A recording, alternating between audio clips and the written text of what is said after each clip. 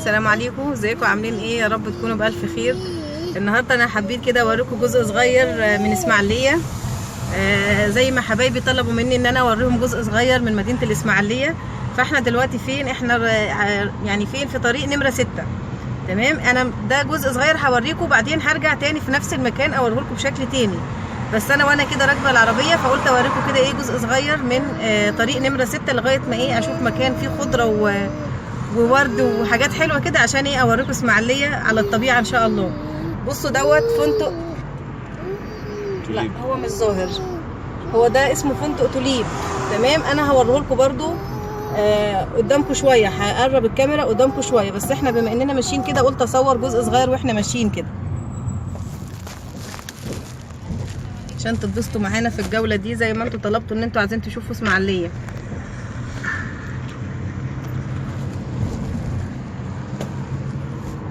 بصوا ده فندق توليب، يكون جميل بالليل برضو ان شاء الله. لو رجعنا بالليل هصوره تاني.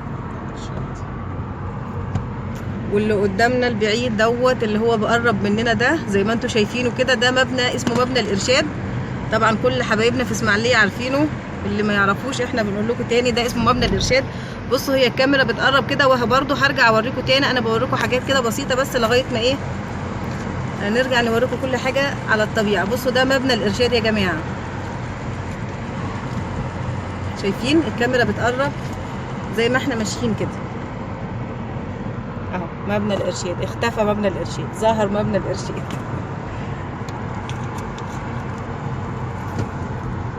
ان شاء الله هنروح لمكان كده كويس يعني، وان شاء الله نصور لكم الاسماعيليه زي ما تحبوا ان انتوا تشوفوها بالظبط. والشارع دوت اسمه شارع محمد علي او جنان الملاحه تقريبا، السلطان حسين. بصوا طبعا جوزي معايا ان شاء الله كده في الرحله الحلوه دي، والولاد معانا برضو، بس قاعدين في صمت وهدوء. هي فريده بس اللي عامله ازعاج. دوت يا جماعه فندق توليب زي ما انا قلت لكم عليه. بصوا احنا قربنا الكاميرا كده شويه واحنا ماشيين. تقريبا يعني هو ده احسن فندق في اسماعيليه كلها. في ايتاب برضو،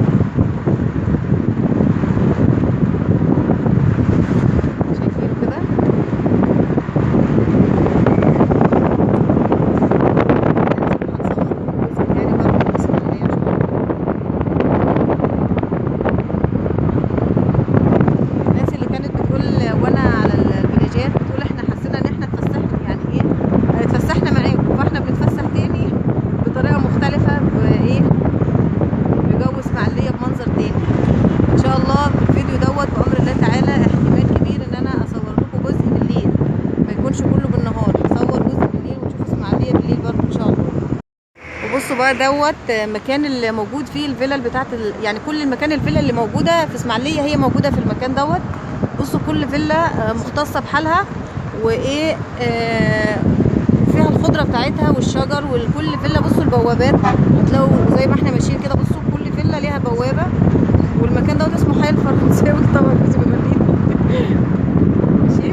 بصوا ده منظر الفيلل بتاعت اللي موجوده في اسماعيليه. عقبالكم ان شاء الله كلكم كده ما يكون كلكم عندكم فيلل كده. بصوا على البعد بقى. ورجعنا لكم في مكان تاني حيث الخضره والوجه الحسن.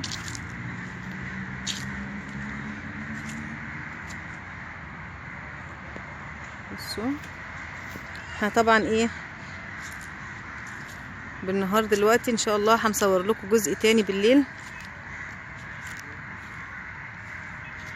المكان دوت يا جماعه دوت اسمه النادي الاجتماعي دوت. مزيادة اتصورت فيه في حلقه الدرع، هي ظهرت هنا في المكان دوت، وانتوا طلبتوا مني ان احنا نصور اسماعيليه بالخضره اللي فيها زي ما مزياد ايه ظهرت في حلقه الدرع كده.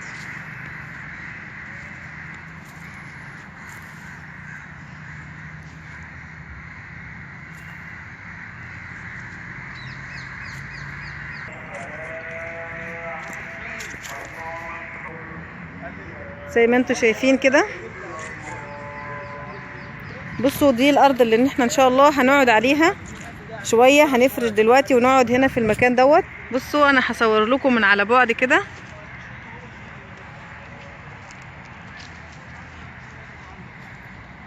هنا برضو في قعدات بتبقى في الصيف للي يحب يقعد تحت المظلات دي. الناس بتقعد هنا من الحر او الشمس. بصوا كده.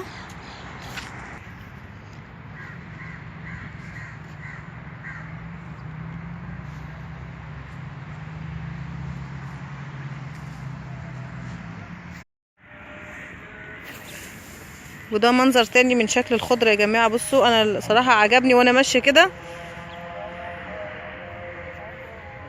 قلت ايه اوريكم المنظر كده وانا ماشية.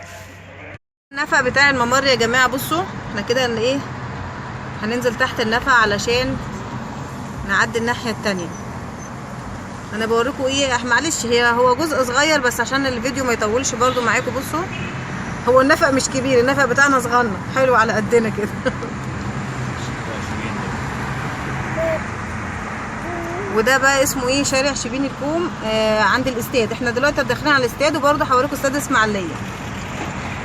بصوا هو ده بقى استاد الاسماعيليه طبعا، اللي هي الاضاءات اللي طالعه منه ده استاد الاسماعيليه. طبعا جوزي بيقول لكم ده بقى معرفش ايه، رمز من رموز ايه ومعرفش ايه والقصص دي. اهي استاد الاسماعيليه اهو، اهم علم من اعلام الاسماعيليه، اهم علم من اعلام الاسماعيليه. انا اهلاويه شويه. هو ده الاستاد. احنا كده بنلف حوالين السور، لسه ده كله سور الاستاد.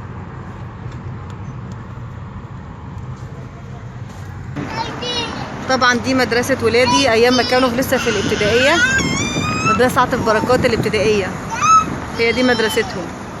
طبعا العماير دي عماير قديمة جدا بتاعت الهيئة. ده سور المدرسة بتاعت الولاد اهي بالمرة كده واحنا ماشيين. فكروني بايام زمان، ايام الكحرته لما كنت اروح واجيب وودي واعمل. هي دي المدرسه.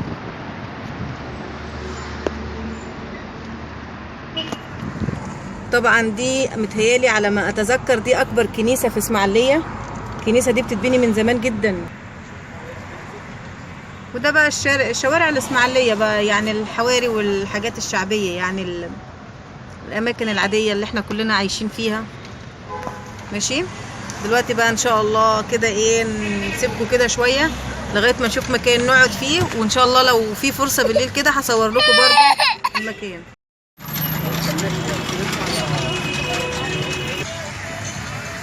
ورجعنا لكم تاني بعد ما ايه خلصنا معاكم رحله الظهر او العصر. دلوقتي بقى احنا معاكم بالليل في حديقه الشيخ زايد في الاسماعيليه يا جماعه. تمام. بصوا احنا داخلين الحديقه دلوقتي، انا صورت لكم جزء فيها في الاول مدخل الحديقه بس. بصوا شكل النافوره عامل ازاي. النافوره قفلت، هتشتغل تاني ان شاء الله. اول ما تشتغل هرجع اصور لكم تاني المناطق الحلوه فين في حديقه الشيخ زايد.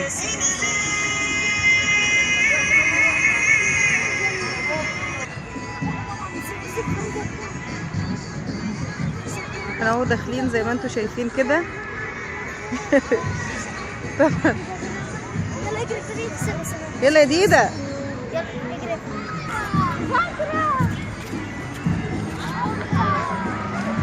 ودي الملاهي اللي في حديقة الشيخ زايد يا جماعة، حاجة كده على قدنا يعني زي ما بقول.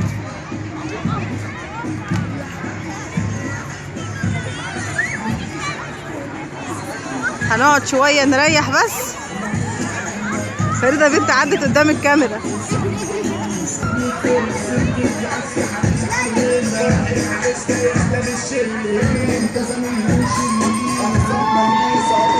واول ما دخلنا بدأوا الزغرات يا جماعة. وزي ما انتم شايفين انا اول ما النافورة اشتغلت رجعت تاني عشان اصورها ليكوا عشان تتبسطوا معانا كده ان شاء الله.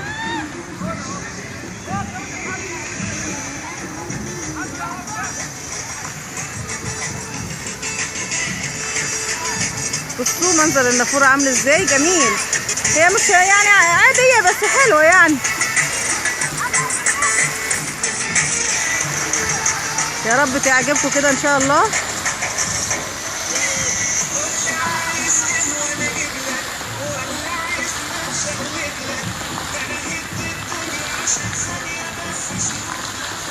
ان شاء الله ايه كده حبينا بس نوريكم جزء صغير من اسماعيليه. لو عجبتكم ان شاء الله نعمل لكم في حلقات تانية في اماكن تانية كتير بامر الله. ودلوقتي معاكم احنا ايه رايحين كده في الخمسة عند المحافظة في الخمسة. بصوا هوريكم مبنى المحافظة اهوت. بصوا ده مبنى المحافظة في الخمسة. طبعا انا نص الاماكن جوزي وولادي بيملوني احنا رايحين فين وراجعين منين. بصوا ده مبنى المحافظة في الخمسة.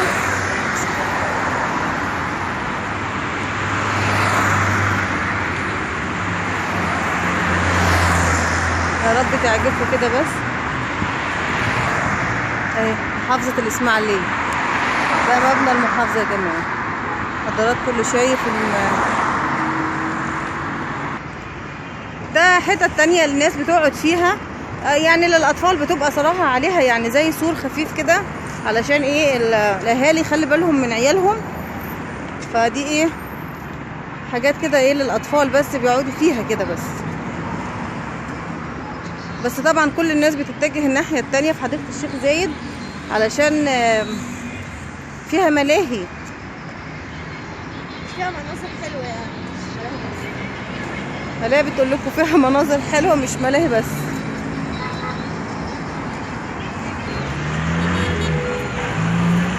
انا ما اعرفش هو ده ايه، بس هو ده ايه زي عروسة كده. احنا بنصور كده واحنا ماشيين يعني. ورجعنا تاني كده حديقة الشيخ زايد اللي ايه سايبه اولادي فيها معايا بس الاء. قلنا نتمشى شويه انا وهي. رجعنا طبعا حديقة الشيخ زايد.